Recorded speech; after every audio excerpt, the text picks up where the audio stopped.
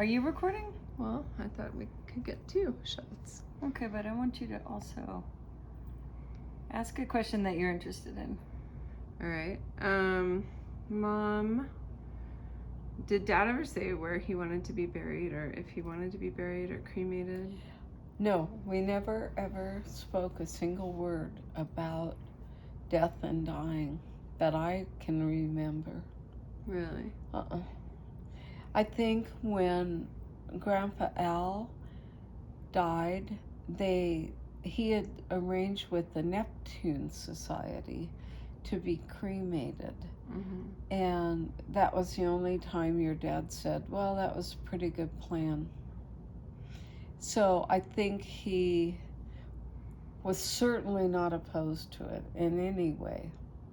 But we didn't really talk a lot about it because we were young and invincible. Yeah. Do you remember going to the hospital, and what was your feeling seeing him again? You guys hadn't seen each other for how many years? It had been a while. When you guys were in New York with your dad,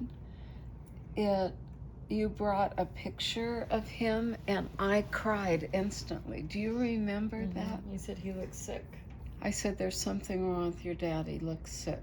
And I started crying, and Julianne said, no, he's just thin. I go, no, he's sick. So I already felt like there was something really wrong. And so when I went to the hospital,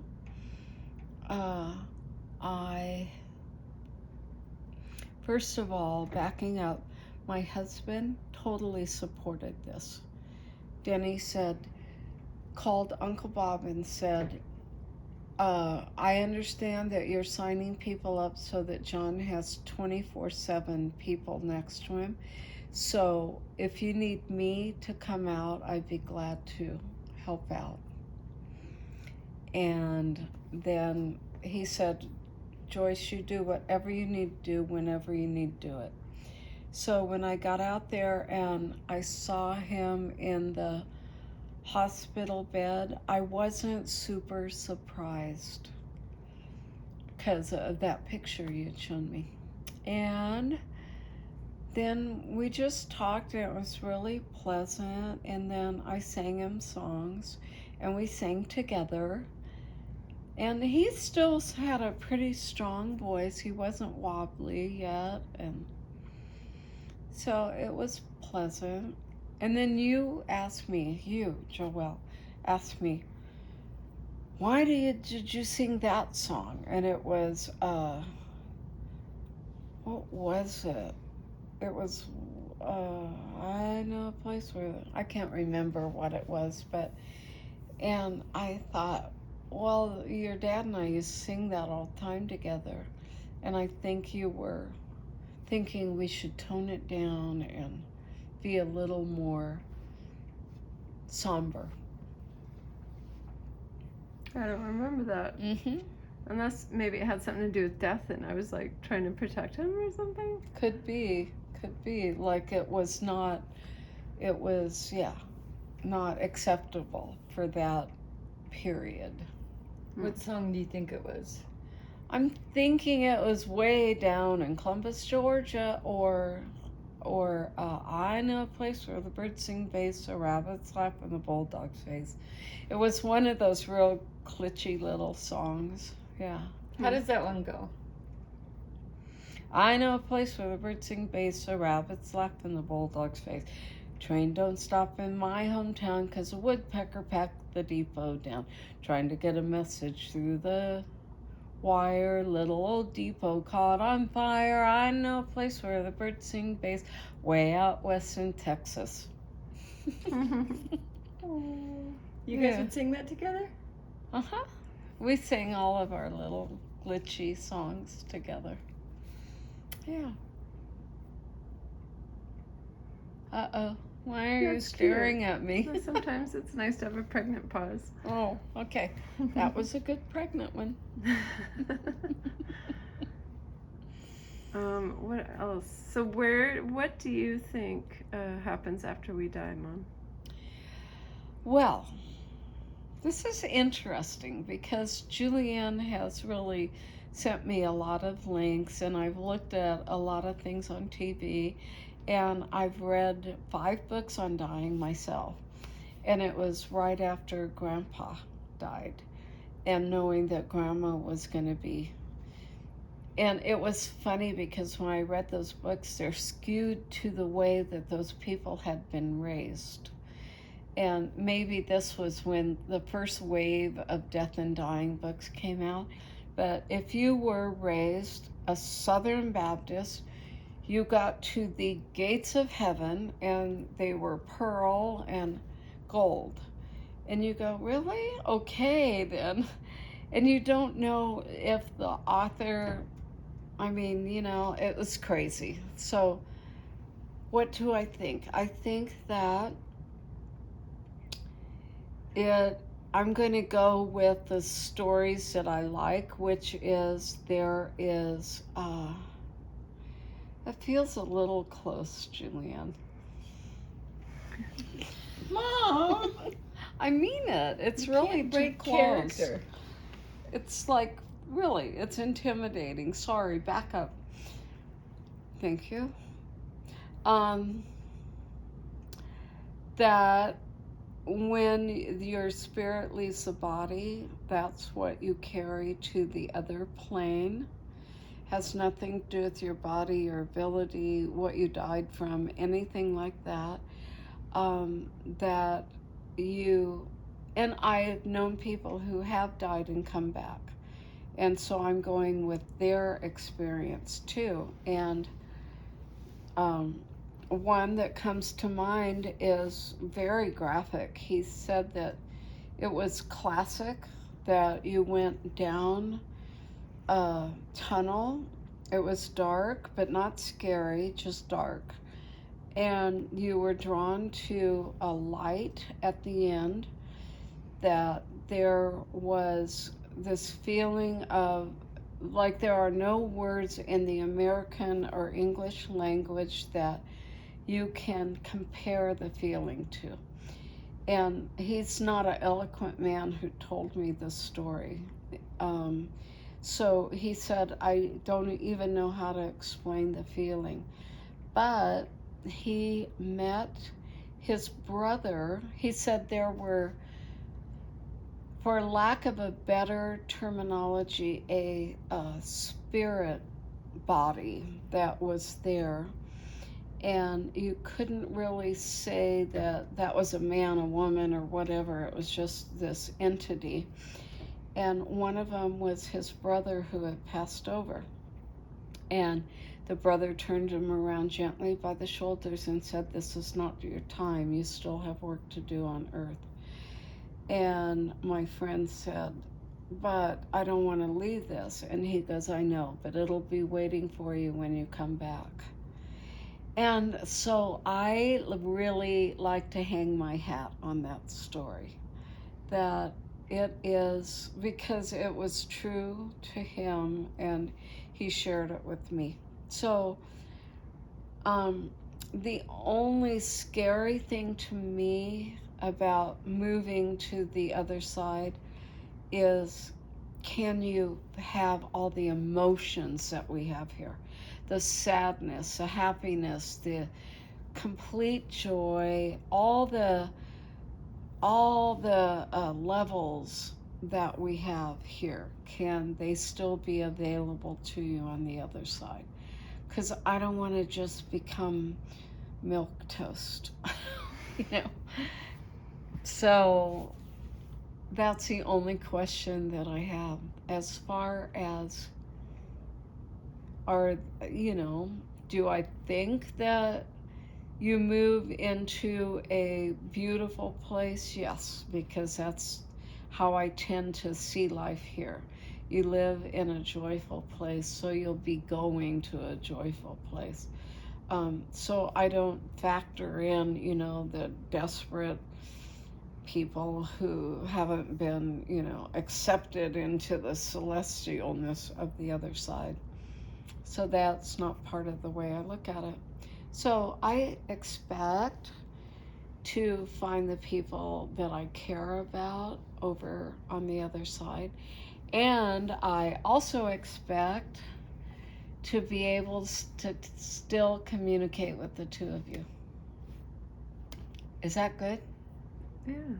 Should we have a symbol or a signal to communicate with you? From what I've read and what I've heard, the most powerful thing that you have is an electrical stimulus of some sort. Because people, spirits, they can make the lights dim or the radio turn on, and all. So God knows. I don't know how can we signal each other? Can you choose one now? Yes, can you? You. Oh, me choose one.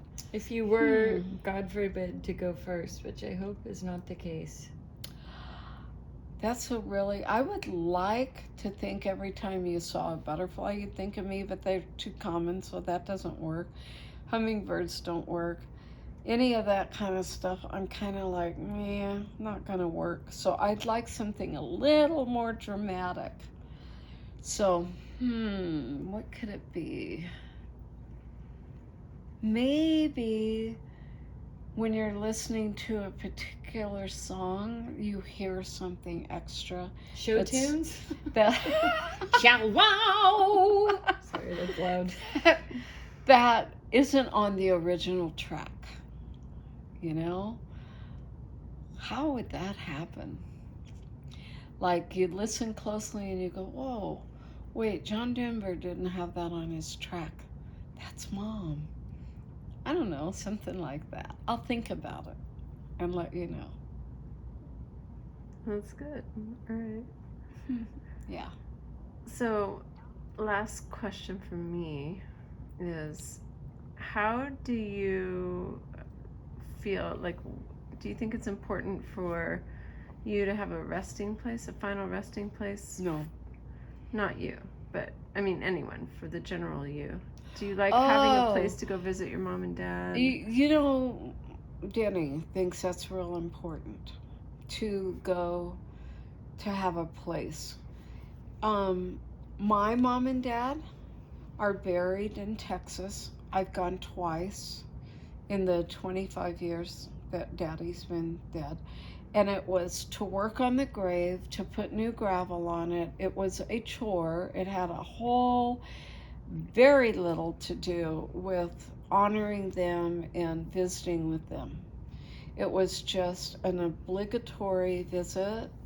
And then the second time I did it, I go, this is crazy, because it really didn't feel like it was a positive thing to me. I personally don't like the idea of funerals anyway. I think they're morbid and wasteful and expensive, and they're just not necessary. So for me to think there's a good spot, no. And so being able to just,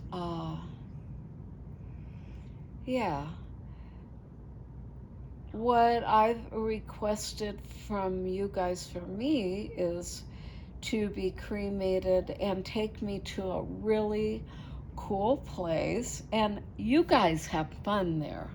It's not about me, this big, huge sprinkle routine. It's like, do a cool summer vacation, hike this mountain, find the most beautiful spot up there, and that's how I would like for you to remember me. And then any other vacations, winter, summer, spring, whenever, climb that mountain and think about me. It works for me. What do you think? Works for me. I like that idea. Does it work for you, Julianne? I like that. Yeah. And forget the gravestone and all the other yada yada that goes with it. It's not cool. Interesting. And you don't have a certain place in mind. It would be Yes, I showed you guys. Oh, geez, I gotta fly you up there and show you again. No.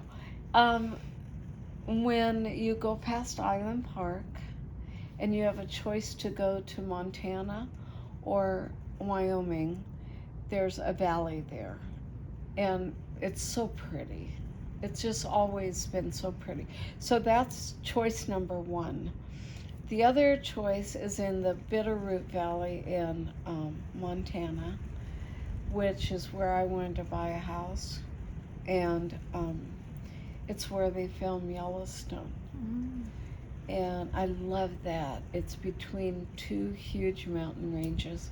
So I'm not real particular. I'm not so much into the ocean as I am into the valleys and trees and flowers.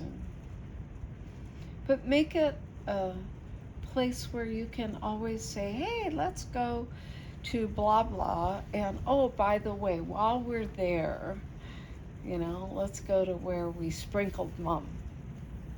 Does that work? But now it's got to be in that first place that you said.